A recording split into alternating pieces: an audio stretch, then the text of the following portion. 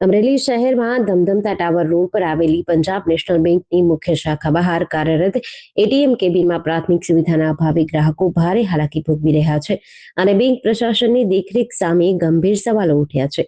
ચારે બાજુથી પેક અને અત્યંત સાંકડી જગ્યામાં બનાવવામાં આવેલી આ એટીએમ કેબિનમાં સ્થાપિત એર કન્ડિશનર બંધ હાલતમાં પડ્યું હોવાથી અંદર પ્રવેશતા જ ગ્રાહકોને અસહ્ય બફારા અને ગૂંગળામણનો સામનો કરવો પડે છે।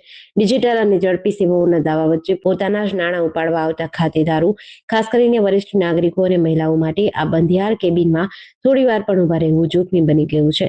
એક તરફ ગ્રાહકો પાસેથી વિવિધ બેન્કિંગ ચાર્જિસ વસૂલવામાં આવે છે, બીજી બાજુ જાહેર સેવા આપતા એટીએમ સેન્ટર પર ન્યૂનતમ વેન્ટિલેશન કે એસી જેવી મૂળભૂત સુવિધા પણ કાર્યરત ન રહેતા સ્થાનિક ગ્રાહક વર્ગમાં ઉગ્ર રોષ જોવા મળ્યો છે।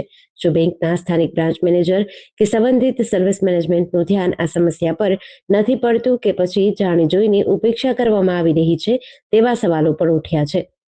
જેડીસી ન્યૂઝ સાથે મૌલિક દોશી, અમરેલી।